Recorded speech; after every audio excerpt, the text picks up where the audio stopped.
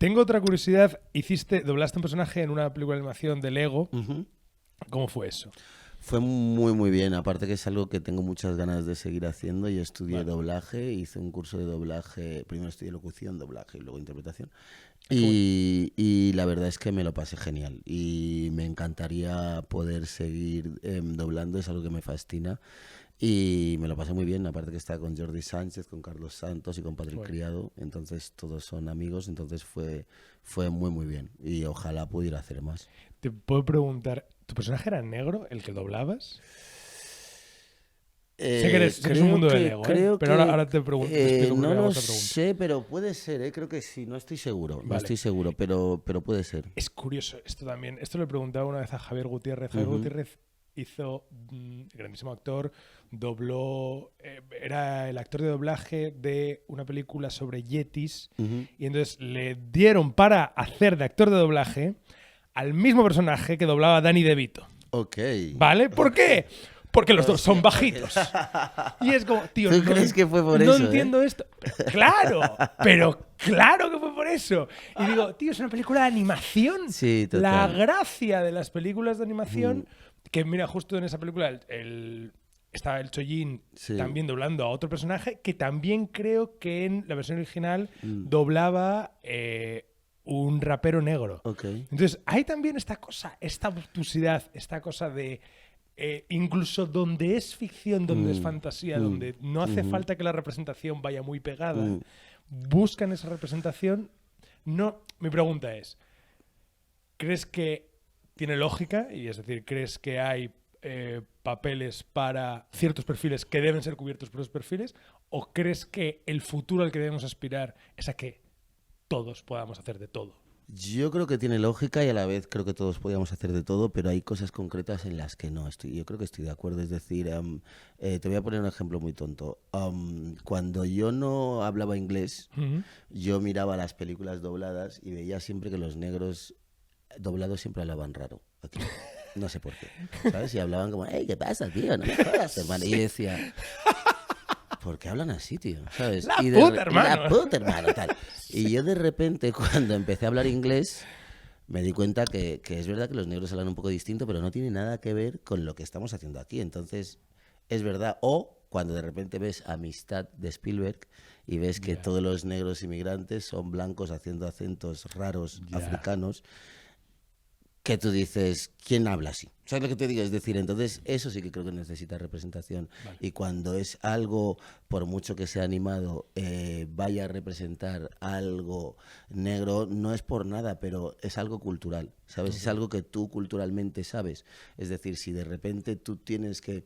Al final hay una cosa cultural que si tenemos que doblar y yo tengo que doblar un negro americano, hay ciertas cosas culturales en las que coincidimos que sé que son y que yo he crecido, porque al final como no tenía referentes, al final a veces buscas referentes negros y he crecido un poco con la...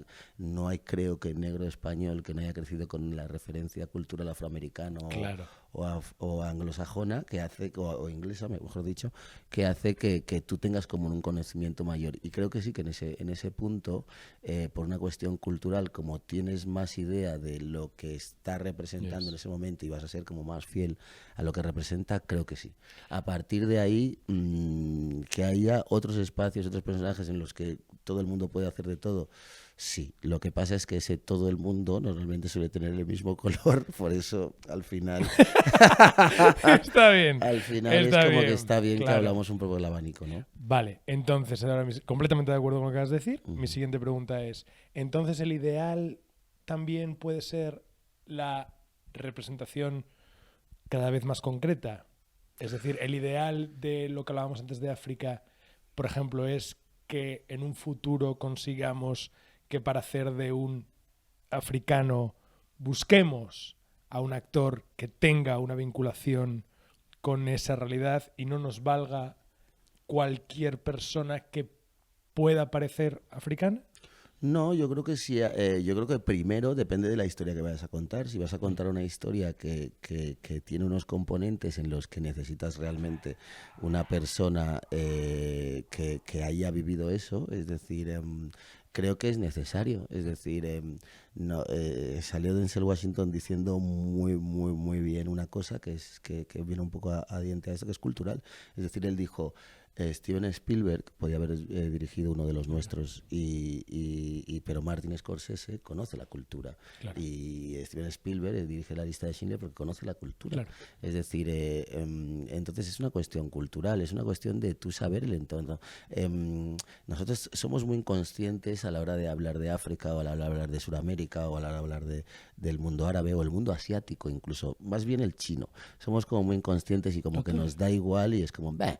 Pero cuando de repente un alemán viene y hace una medio caricatura española y pone una flamenca con una paella al lado y te pone un pulpo a la gallega enfrente, te vuelves loco. ¿Sabes lo que te digo? También te digo que a mí esas indignaciones locales me parecen un poco absurdas, ¿eh? Bueno, pero, esta cosa de, no, la paella le han puesto chorizo. Bueno, amigo. Ya, pero bueno, pero es que pero a mí me vale como un componente para ver, ¿ves cómo te tienes cariño a lo tuyo? Pues intenta ser empático y no ser tan inconsciente a la hora de que a veces está bien desde el punto de vista del humor, pero yo creo que hay que ser un poco más conscientes y un poco más empáticos con las otras culturas, la verdad. Estoy de acuerdo. De nuevo, te pido disculpas porque tengo la sensación de que todo el rato te estoy preguntando a que me ayudes a entender cosas que no son responsabilidad tuya, que yo entienda. ¿Te estás hasta la polla de eso? Hombre, a ratos sí, pero luego al final te das cuenta que forma parte de lo que te decía antes, es decir, cuando tú eres, no soy ni de la primera generación ni la segunda, pero cuando eres de las generaciones afroespañolas que empiezan a ser visibles, creo que va un poco con el carro. Ya. Bueno, y que eres tremendamente educado. Eso no, joder, sí. Eres tremendamente educado y tremendamente cauto. Lo cual dice muchísimo a tu favor y te lo agradezco. Bueno, eso son años al final de pasar de lo radical a intentar Imagino que también hay algo en tu entorno, que decir, tienes familia que ha sido política, tienes familia que es cantante y ha viajado por todo el mundo, tienes familia que decir, imagino que también hay algo de tiene que haber algo de colchón de dónde te han criado y los valores que te han transmitido a la hora de, ¿no? Quiero decir, creo que ser buena persona y ser cauto y ser educado son cosas que creo que eres, eso se absorbe. No sé si tienes algún referente en ese sentido. No sé, yo supongo, no sé, digo que al final todos venimos de donde venimos, la suerte de que hemos tenido nosotros unos padres en los que los primeros fueron nuestros padres, ¿no? Que por los estudios les obligaron a salir del país y nosotros crecimos como en otro lado y no sé, también hay una educación guineano-africana que también ha ayudado y creo que todo eso ha confluido en esto. No, me refería también a la exposición, ¿eh? Que has vivido, o sea, que tienes más familia que se enfrenta a la exposición. Sí. O sea, que eso es súper guay, porque yo, por ejemplo, no... Es decir, muchas veces yo me siento solo a la hora de... Nadie entiende en mi casa cómo me siento, porque nadie se dedica a la tele y entonces de pronto ven que me pide una foto a alguien, cosa que pasa muy poco, me pide una foto a alguien y entonces es como, ¡ah, qué guay! Y dices, ya, ¿cómo le explico a esta persona que la tercera? O que de pronto cuando llega un borracho en una fiesta y me dice algo no mola, porque para ellos es increíble. Entonces creo que tú, qué ventaja, qué felicidad tener en tu familia personas con las que poder comentar cosas que te pasan, ¿no? Y comparar. Sí, no, eso es absolutamente una ventaja y poder como un poco volcar a veces los miedos o las aspiraciones o que te tranquilicen o cómo manejar un poco a veces una ola mediática que te viene y que no sabes un poco cómo gestionar. Sí, totalmente de acuerdo. Y que yo creo que es necesario que al final es verdad, el que dentro de tu familia tengas un componente, y a veces hay gente que la consigue en la familia, hay gente que fuera, pero tener un componente el que pueda ser tú al 100%, el que tú puedas de repente pronunciarte y decir a lo mejor que, ostras, esa tercera foto, pues a lo mejor ya es un poco too much y que no te vienen y te digan, bueno, pero suerte tienes que... Claro. ¿Sabes? O sea, que sí, te entiendo. 2 preguntas más y te dejo. Me interesa mucho Élite, me interesa mucho tu trabajo en Élite. cómo lo viviste. Es curioso, eres un intérprete que ha tenido una carrera muy comercial. Es decir, has tenido suerte, evidentemente el talento para cubrirlo, pero has asociado muchos proyectos comerciales. ¿Crees que todos tienen algo en común? Es decir, ¿crees que hay diferencias entre una producción, una película muy taquillera de A3 Media y una serie muy grande de Netflix? Si hay diferencias, ¿en qué sentido? Cuando tú ruedas, cuando tú estás allí, cuando tú estás en esos ambientes. No sé, ahora no sabría decirte. Hombre, no porque, en algunos aspectos no, porque técnicamente es muy parecido y el cuidado es muy parecido y los planos son un montón en Élite. Sí, ¿no? No. Simplemente es distinto, es decir, en Élite es increíble porque cómo cuidan todo el detalle y los técnicos que son, pues es muy chulo. Y había veces que es verdad que utilizaban muchos planos que yo decía, joder, y luego cuando veía el resultado decía, por esto vale. Entonces sí que es verdad que tenían mucho cuidado en hacer como una factoría que era muy cine. Es que en las series, depende de qué series, ya es muy parecido al cine lo que se está haciendo. Y hay veces que las cámaras, en algunas, prácticamente suelen ser muy parecidas porque buscas como ese resultado también. Te lo pregunto también porque es curioso, has participado en varias comedias españolas, Señora de Paciencia, Villaviciosa al lado. Villaviciosa al lado, Villaviciosa al lado. Cuando a ti te ofrecen una comedia, sí. ¿Qué buscas? ¿Qué te apetece? ¿Qué te gusta? ¿Qué te gusta del género? A mí el género me encanta y a mí las únicas comedias que me chirrían un poco es en lo que yo actualmente intento, como al final, quieras o no, eres un embajador de la negritud, pues intentar que sean cosas que sumen y que no denigren, porque al final... lo que al final es un chiste tonto aquí puede ser un chiste que al final a un niño le acabe haciendo bullying o acabe costándole. Entonces, en la medida de lo posible, intento que sean cosas que sean didácticas y enseñen, o que de repente, o que se enseñen realmente cosas de la cultura negra, que hay muchas cosas que no se saben, o que simplemente sea un componente más, porque al final... lo que quiero es contar la historia y que la historia esté bien y que sea chula, y que si es posible, si vamos a meter colores por en medio, que sea como una cosa del respeto, que sea una cosa como curiosa y que no sea como, bueno, ya que estamos aquí, ¿no? Ya que estás aquí, ¿sabes? Entonces, eso. Tengo una curiosidad porque a mí me pasa que a veces hago castings para comedias de este tipo, ¿no? Comedias comerciales, y no me los dan. Vale. Entonces luego veo la comedia y es una mierda. Es una mierda gorda. Entonces, no tengo claro. Y no haces... Uy. Vale, esa es mi pregunta. ¿Qué es mejor? ¿Hacer una comedia que sea una mierda gorda? No digo que te haya ocurrido, digo que pues estás en una situación.